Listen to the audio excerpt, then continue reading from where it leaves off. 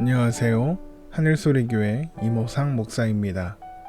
오늘 나눌 말씀은 누가복음 9장 37절에서 48절의 말씀입니다. 이튿날 산에서 내려오시니 큰 무리가 맞을세. 무리 중에 한 사람이 소리질러 이르되 선생님 청컨대 내 아들을 돌보아 주옵소서. 이는 내 외아들이니이다. 귀신이 그를 잡아 갑자기 부르짖게 하고 경련을 일으켜 거품을 흘리게 하며 몹시 상하게 하고야 겨우 떠나가나이다. 당신의 제자들에게 내쫓아 주기를 구하였으나 그들이 능히 못하더이다. 예수께서 대답하여 이르시되 믿음이 없고 패역한 세대여, 내가 얼마나 너희와 함께 있으며 너희에게 참으리요. 내 아들을 이리로 데리고 오라 하시니 올 때에 귀신이 그를 거꾸러뜨리고 심한 경련을 일으키게 하는지라. 예수께서 더러운 귀신을 꾸짖으시고 아이를 낫게 하사 그 아버지에게 도로 주시니 사람들이 다 하나님의 위엄에 놀라니라. 그들이 다 그 행하시는 모든 일들을 놀랍게 여길세. 예수께서 제자들에게 이르시되 이 말을 너희 귀에 담아두라. 인자가 장차 사람들의 손에 넘겨지리라 하시되 그들이 이 말씀을 알지 못하니 이는 그들로 깨닫지 못하게 숨긴 바 되었음이라. 또 그들은 이 말씀을 묻기도 두려워하더라. 제자 중에서 누가 크냐 하는 변론이 일어나니 예수께서 그 마음에 변론하는 것을 아시고 어린아이 하나를 데려다가 자기 곁에 세우시고 그들에게 이르시되 누구든지 내 이름으로 이런 어린아이를 영접하면 곧 나를 영접함이요 또 누구든지 나를 영접하면 곧 나를 보내신 이를 영접함이라.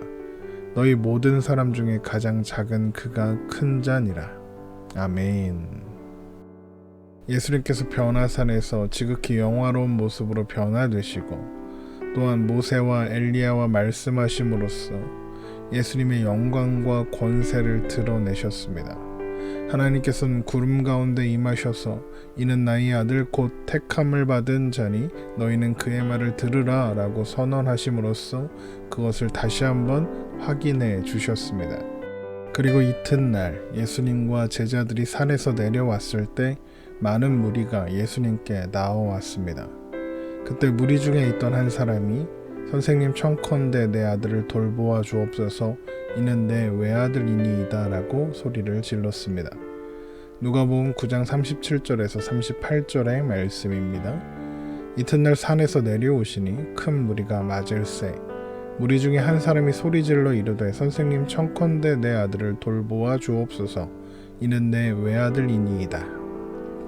예수님께서 그를 주목하시자 그는 아들이 귀신에게 시달려서 예수님께 데려왔지만 마침 예수님이 자리를 비우신 터라 예수님의 제자들에게 아들을 괴롭히는 귀신을 내쫓아 달라 이렇게 구했지만 제자들은 그것을 능히 할 수 없었다는 이야기를 전합니다. 누가복음 9장 39절에서 40절입니다. 귀신의 그를 잡아 갑자기 부르짖게 하고 경련을 일으켜 거품을 흘리게 하며 몹시 상하게 하고야 겨우 떠나가나이다. 당신의 제자들에게 내쫓아 주기를 구하였으나 그들이 능히 못하더이다. 이 말을 들으신 예수님은 갑자기 제자들을 꾸중하십니다. 그리고는 믿음이 없고 패역한 세대여, 내가 얼마나 너희와 함께 있으며 너희에게 참으리요 라고 말씀하시고는 그 사람의 아들을 데려오라 하시죠. 누가복음 9장 41절입니다. 예수께서 대답하여 이르시되 믿음이 없고 패역한 세대여, 내가 얼마나 너희와 함께 있으며 너희에게 참으리요.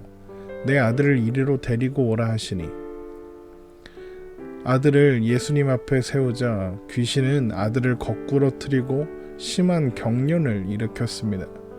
아마도 귀신이 마지막으로 최후의 발악을 부리는 것이었겠죠. 그러나 예수님은 더러운 귀신을 꾸짖으셨고 내쫓으사 아이를 고치셨습니다. 그리고 아버지에게 돌려주셨죠. 누가복음 9장 42절입니다. 올 때에 귀신이 그를 거꾸러뜨리고 심한 경련을 일으키게 하는지라. 예수께서 더러운 귀신을 꾸짖으시고 아이를 낫게 하사 그 아버지에게 도로 주시니. 그 광경을 지켜보고 있던 무리들은 하나님의 위엄에 놀라워하며 예수님께서 행하시는 모든 일을 놀랍게 여겼습니다. 누가복음 9장 43절입니다. 사람들이 다 하나님의 위엄에 놀라니라. 그들이 다 그 행하시는 모든 일을 놀랍게 여길세 예수께서 제자들에게 이르시되. 이 사건에서 중요한 것은 제자들이 이를 능히 고쳐내지 못했다는 것, 그리고 예수님께서는 제자들에게 믿음이 없고 패역한 세대여 내가 얼마나 너희와 함께 있으며 너희에게 참으리요 라고 꾸중하셨다는 것입니다. 사실 제자들은 예수님께 모든 귀신을 제어하고 병을 고치는 능력과 권위를 받았었습니다. 그 능력을 받아 나가서 온 동네로 다니며 하나님 나라 복음을 선포하는 데 사용했었죠. 누가복음 9장 1절입니다. 예수께서 12제자를 불러 모으사 모든 귀신을 제어하며 병을 고치는 능력과 권위를 주시고. 그런데 그때는 되던 일이 지금은 안 된 것입니다. 왜 이런 일이 일어났던 것일까요? 그 이유는 예수님께서 제자들에게 하신 책망에서 그 이유를 확인할 수 있습니다. 누가복음 9장 41절입니다. 예수께서 대답하여 이르시되 믿음이 없고 패역한 세대여 내가 얼마나 너희와 함께 있으며 너희에게 참으리요 내 아들을 이리로 데리고 오라 하시니. 제자들에게 믿음이 없었습니다. 같은 사건을 기록한 마태복음을 보면 조금 더 자세히 기록되어 있습니다. 마태복음 17장 19절에서 20절의 말씀입니다. 이때 제자들이 조용히 예수께 나와 이르되 우리는 어찌하여 쫓아내지 못하였나이까? 이르시되 너희 믿음이 작은 까닭이라. 진실로 너희에게 이르노니 만일 너희에게 믿음이 겨자씨 하늘만큼만 있어도 이 산을 명하여 여기서 저기로 옮겨지라 하면 옮겨질 것이요 또 너희가 못할 것이 없으리라. 예수님은 제자들이 믿음이 없다 하시는 겁니다. 믿음이 없다는 게 무엇을 의미하는 것일까요? 여러분, 믿음이란 무엇입니까? 믿음은 우리의 상황에, 우리의 삶에 예수님을 초청하는 것입니다. 우리의 어떤 상황, 예를 들면 어떤 기도의 제목이라든가 소원이나 어떤 필요에 주님을 모시는 겁니다. 초청하는 겁니다. 그러면 주님이 오셔서 우리의 상황과 우리의 기도의 제목과 소원, 필요에 대한 결정을 내리시죠. 그러면 우리는 그 결정을 따르는 것입니다. 하나님이 그 소원을 이루어 주실 수도 있겠죠. 그러나 어떤 경우에는 그것을 이루어 주지 않으시고 견뎌라, 기다려라 하실 수도 있습니다. 믿음은 주님께 부탁한 것을, 주님께 맡긴 것을 주님이 오셔서 주님이 결정하시고 그 결정을 따르는 것이죠. 빌립보서 4장 13절입니다. 내게 능력 주시는 자 안에서 내가 모든 것을 할 수 있느니라. 이 말씀 많은 사람들이 좋아하는데 이 말씀의 포인트는 내가 모든 것을 할 수 있다가 아니라 내게 능력 주시는 자 안에서입니다. 예수 안에 있어야 한다는 것이죠. 내가 하는 모든 것은 내게 능력 주시는 자, 곧 예수 그리스도 안에 있는 나이기 때문에 할 수 있다는 것입니다. 내 욕심대로 내가 하고 싶은 걸 다 할 수 있다는 뜻이 아닌 것이죠. 믿음이라는 이름으로 내가 결정하고 내가 정하고 내가 요구하고 내가 작정하는 게 아니라는 것입니다. 그런데 우리는 자꾸 믿음이라는 이름으로 하나님의 힘과 능력만 가져오려고 하죠. 그것은 믿음이 아닙니다. 우리의 삶의 조건에 그리스도를 요청하는 것입니다. 그런데 제자들은 그것을 놓치고 있었던 거죠. 제자들이 뭔가 착각을 하고 있었던 겁니다. 제자들은 예수님으로부터 권능과 능력을 부여받아서 귀신을 제어하고 병을 고칠 수 있었습니다. 그런데 그들은 그 힘을 자기가 결정하고 자기 마음대로 행사할 수 있는 것이라고 생각했던 겁니다. 지금 제자들은 그 능력이 자기 거라고, 그 능력을 내 마음대로 사용하겠다고 생각하고 있었던 것입니다. 그래서 제자들이 귀신을 쫓아낼 수 없었던 것입니다. 제자들이 어떤 능력을 행하고 또 어떤 사역을 감당한다, 그것은 그들이 예수 안에 있기 때문에 가능한 일이지 그들 스스로 만들어낸 것이 아닌 것입니다. 그러니까 지금 제자들이 왜 귀신을 쫓아낼 수 없었고 예수님께 믿음이 없고 패역한 자들이라 책망받는 것은 제자들이 능력 주시는 자 곧 그리스도 안에 거하지 않고 있었기 때문인 것이죠. 그래서 오늘 누가복음의 말씀이 어떻게 이어집니까? 누가복음 9장 44절입니다. 이 말을 너희 귀에 담아두라. 인자가 장차 사람들의 손에 넘겨지리라 하시되, 예수님께서 사람들의 손에 넘겨지게 되실 거랍니다. 갑자기 뜬금없이 십자가를 말씀하시는 거죠. 왜 갑자기 이렇게 십자가를 말씀하시는 걸까요? 지금 이 모든 말씀이 아무든지 나를 따라오려거든 자기를 부인하고 날마다 자기 십자가를 지고 나를 따를 것이라 누가복음 9장 23절의 말씀에 이어서 나오고 있다는 것을 우리가 기억해야 합니다. 예수님은 제자들에게 자신이 가셔야 하는 길이 십자가의 길이라는 것을 알려주시는 거예요. 확인시켜 주시는 거죠. 다시 한번 점검하시는 겁니다.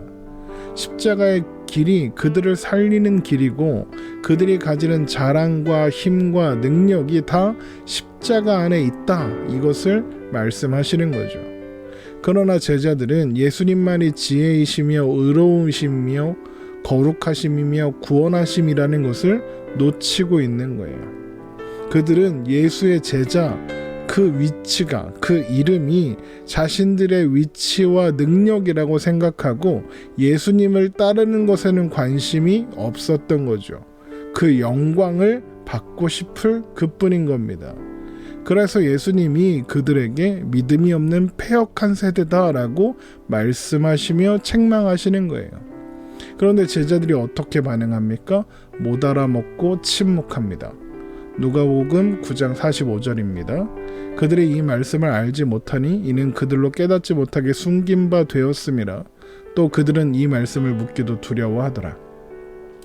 깨닫지 못하게 숨긴 바 되었다. 이것은 예수님께서 뭔가 대단한 비밀을 감추어 놓으셨다 이런 뜻이 아닙니다. 예수님은 다 말씀하셨죠. 예수님께서 잡히실 것과 십자가에 죽으실 것을 알려주셨습니다.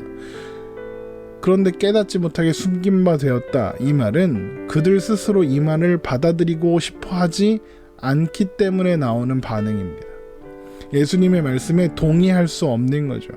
능력을 행하셔서 우리를 높여주셔야지 된다. 이렇게 생각하고 있는 겁니다. 예수님의 능력으로 속된 표현으로 하면 가오를 세우고 싶었던 거죠.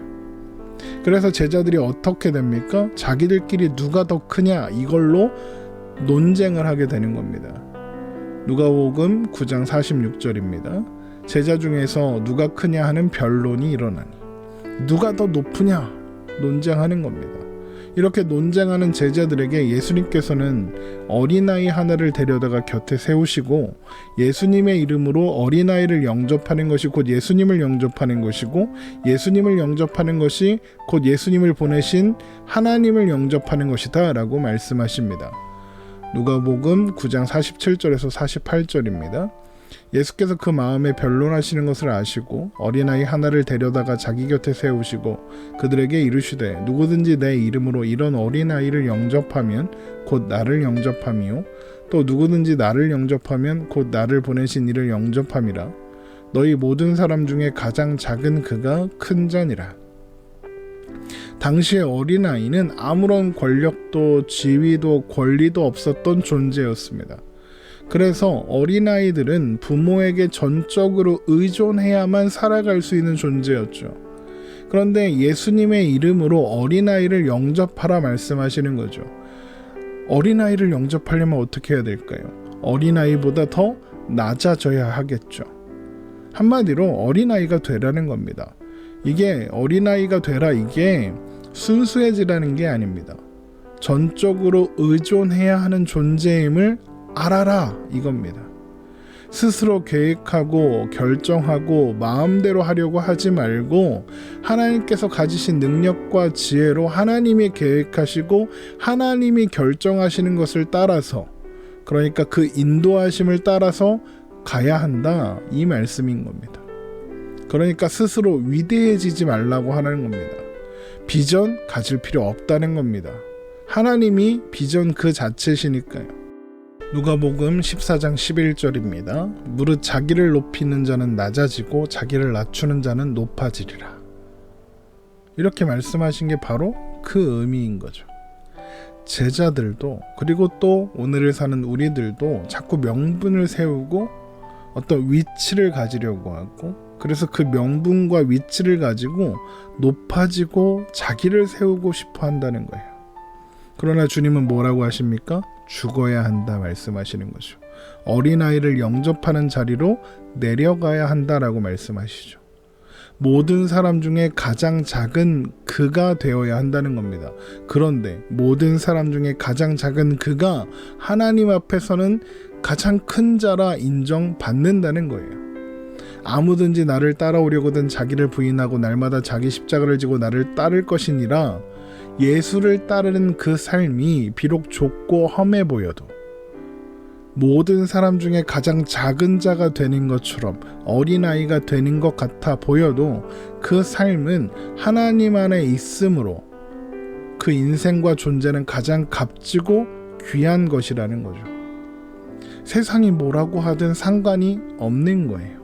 대단한 비전과 명분을 가지고 뭔가 위대한 일을 하고 뭔가 높은 지위를 가지려고 하고 뭔가 대단한 것을 해내려고 하지 않아도, 아니 할 필요가 없는 거죠. 예수를 따르는 나, 하나님 안에 있는 나, 그것만으로 하나님 앞에 큰 자라 인정받는 것이니까요. 이것이 오늘 말씀을 통하여 확인하는 우리의 위치이고 예수님께서 제자들에게 가르쳐 주시고자 하셨던 말씀의 내용인 것입니다. 오늘 말씀 이렇게 마치겠습니다. 오늘 하루도 주님과 동행함이 기쁨되는 하루 되시기를 주님의 이름으로 축원합니다.